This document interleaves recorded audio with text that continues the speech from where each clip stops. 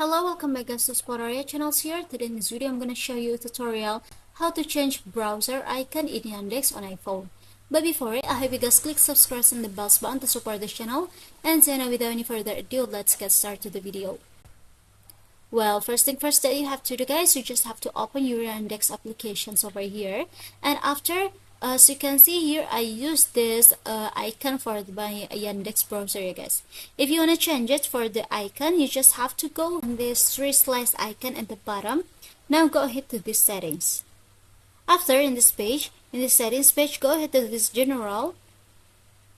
And yeah, as you can see, this is a browser icon that provided, yeah guys. So for example, I'm gonna change it to this black one. I'm gonna tap on it like this.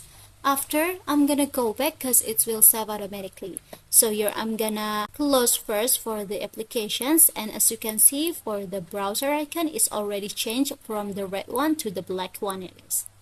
So yeah, I think it's enough for me. Thank you for watching this video. Don't forget to leave your like and comments below, and I'll see you soon on the next one. Goodbye.